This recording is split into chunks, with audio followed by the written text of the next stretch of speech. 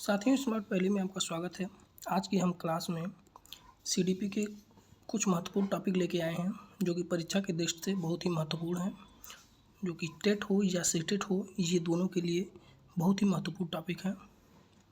तो देर ना करते हुए हम अपने टॉपिक को स्टार्ट करते हैं। तो हमारा पहला टॉपिक है बाल विकास के सिद्धांत, थियरी ऑफ चाइल्ड डेवलपमेंट।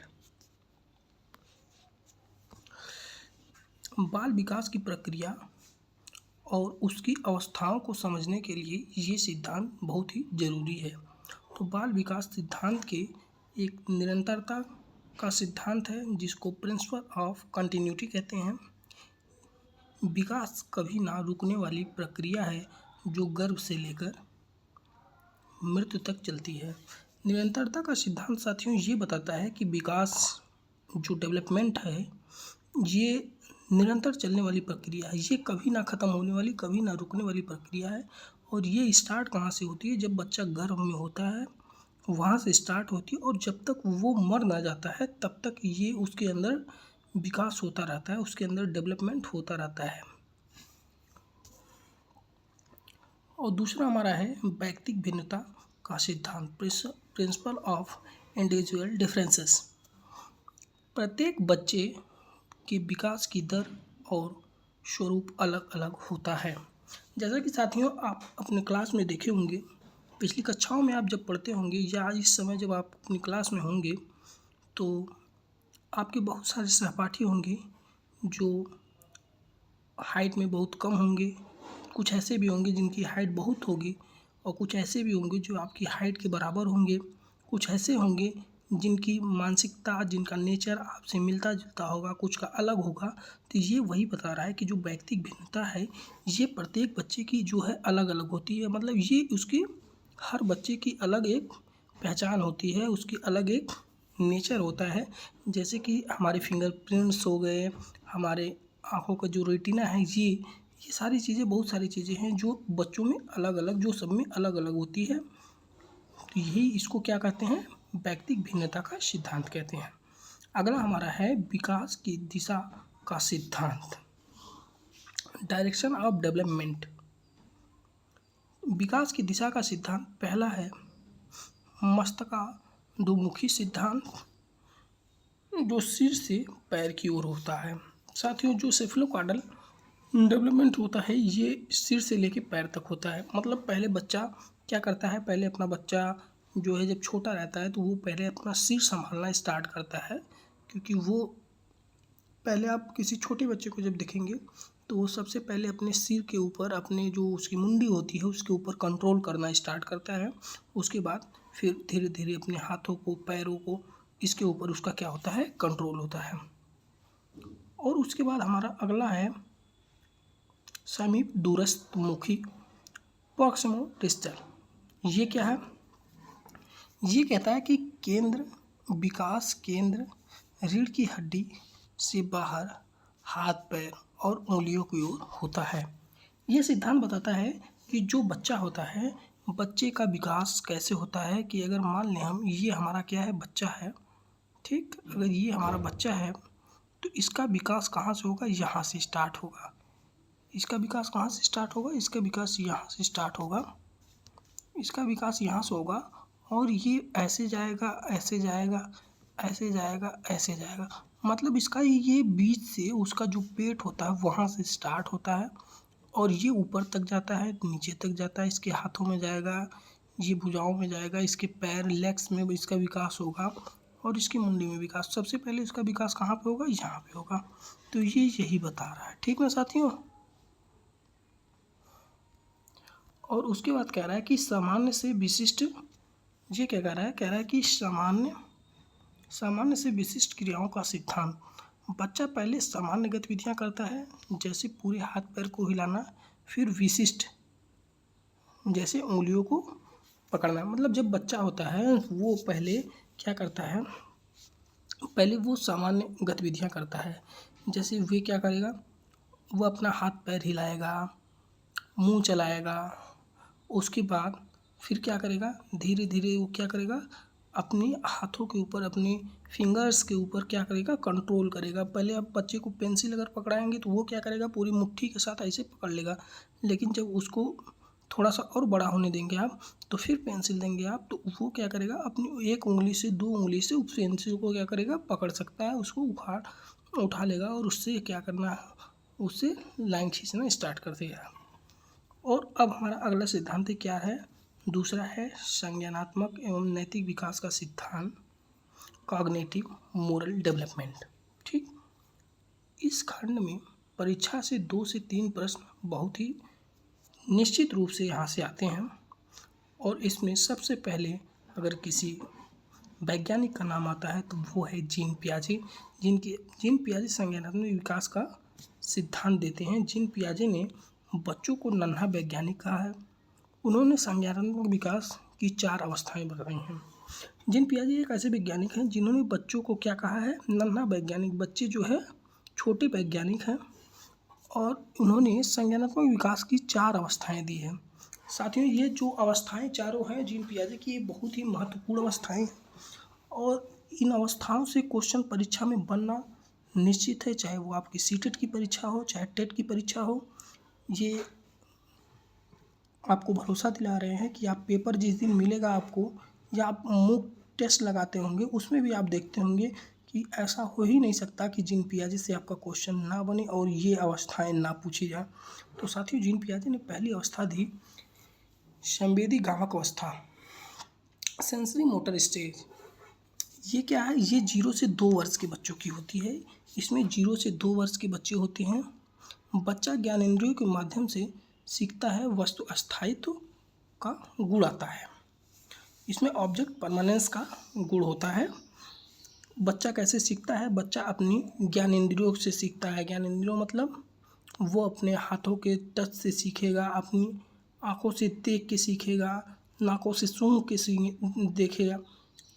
ऐसे ऐसे जो उसकी ज्ञानेंद्रियाँ होती हैं, हमारी ज्ञानेंद्रियाँ हैं ना, तो उसी से क्या करता है, बच्चा सीखता है। और उसके बाद हमारा है पूर्व संक्रियात्मक अवस्था, प्री ऑपरेशनल स्टेज। ये क्या है, इसमें साथियों ये बच्चा 2 से 7 वर्ष का होता है। जब बच्चा 2 से 7 वर्ष का होता है तो वो उसकी कौन सी अवस्था हो, पूर्व संक्रियात्मक अवस्था होती है। भाषा का विकास, जीववाद, निर्जीव वस्तुओं को सजीव समझना और आत्म केंद्रित व्यवहार। साथियों, जो बच्चा होता है वो जब 2 से 7 वर्ष की अवस्था में होता है तो वो क्या करता है, उसके अंदर क्या होता है, उसके अंदर जो निर्जीव वस्तुएं होती हैं वो उसको भी क्या करता है, सजीव समझता है। अगर कोई बच्चा है वो 2 से 7 वर्ष की अवस्था में है, तो अगर वो चल रहा है और गिर जा रहा है तो आप पृथ्वी की जो उसकी धरती है ना, उसको अगर आप मारेंगे, कहेंगे उड़ जा बाबू उड़ जा, मार दे इसको मार दे, इसको मार दे, तो वो रोएगा नहीं। क्यों? क्योंकि उसको लगेगा कि इसी ने हमको गिराया है और ये क्या हो रही है, पिट रही है। तो वो क्या करता है, निर्जीव वस्तु को भी सजीव समझता है और उसके अंदर आत्म केंद्रित व्यवहार होता है। मतलब वो कोई भी वस्तु पाएगा तो वो कहेगा कि ये मेरी ही है। वो दूसरे की वस्तु लेगा लेकिन उसको देना नहीं चाहेगा।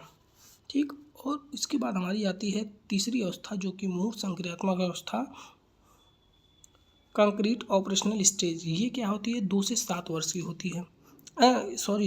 ये जो है 7 से 11 वर्ष की होती है। ये 7 से 11 वर्ष की मूर्त संक्रियात्मक अवस्था होती है। इसमें बच्चा तार्किक चिंतन की शुरुआत करता है, केवल मूर्त वस्तुओं पर संरक्षण और पलटावी का गुण होता है इसके अंदर। साथियों, जब बच्चा 7 से 11 वर्ष की अवस्था में मूर्त संक्रियात्मक अवस्था में होता है तो वो तार्किक चिंतन करना शुरू कर देता है।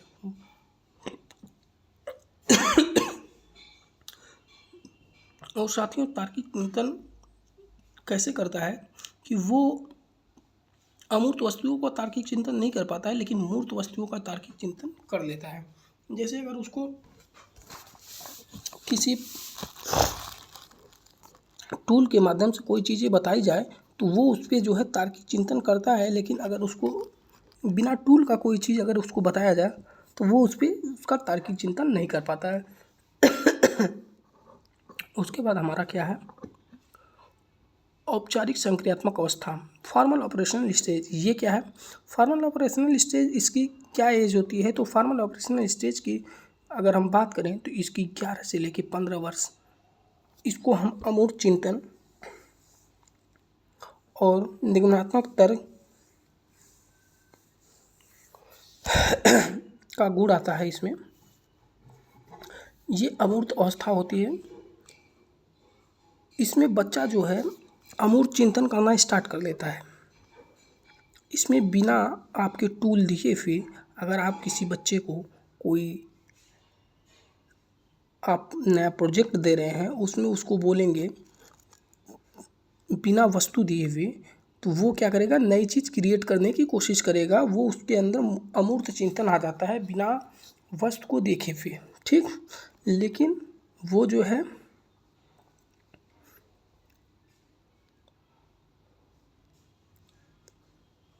निगमनात्मक तर्क, और उस क्या करता है, नियम पर तर्क करना स्टार्ट कर देता है। अगर आप कोई नियम उसको बताते हैं तो वो उस पर क्या करता है, तर्क करना स्टार्ट कर देता है।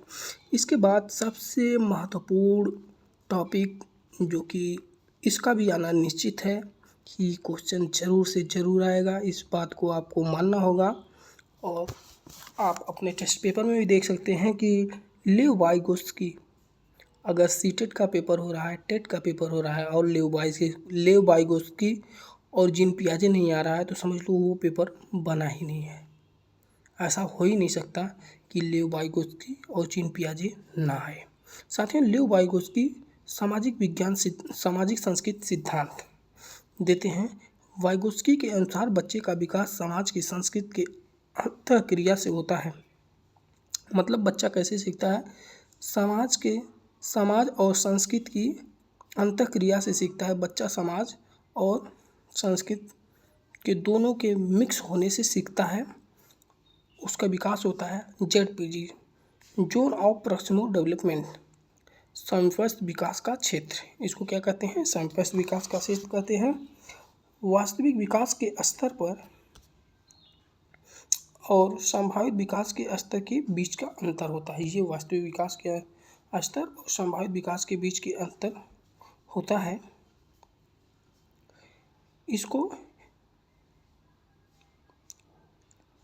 इसके फोल्डिंग मतलब पाड़ या ढांचा इसको बोलते हैं। साथियों, अभी आपको हम पाड़ और ढांचा बताने वाले हैं, जिसमें हम बताएंगे पाड़ क्या होता है, ढांचा क्या होता है। दोनों चीज़ें एक ही होती हैं, लेकिन साथियों ये बहुत ही लोगों को समझ में नहीं आता है, तो हम आपको इतनी आसानी से बताएंगे जो आप कभी ना भूलने वाला है।